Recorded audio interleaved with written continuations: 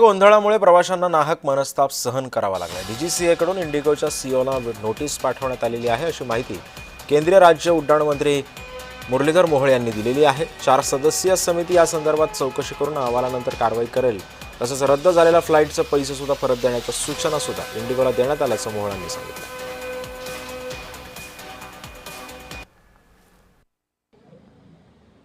अहमदाबाद दुर्घटनेच्या नंतर पायलट असोसिएशनने ही मागणी केली होती की 10 तासाचा आमचा जो टाइम आहे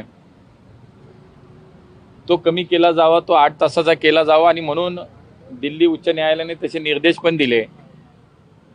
आणि मग ताबडतोब डीजीसीएने सर्व विमान कंपन्यांना तसे निर्देशही दिले। फ्लाइट ड्यूटी टाइम लिमिटेशन या नियमाची अंमलबजावणी 2 टप्प्यामध्ये करण्यात यावी।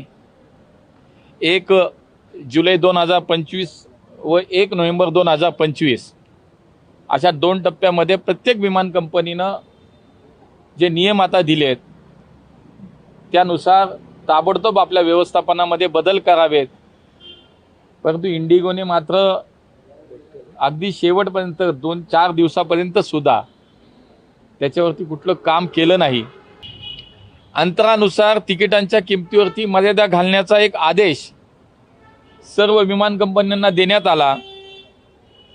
शिवाय ज्या लोकांची विमानं कॅन्सल झाली,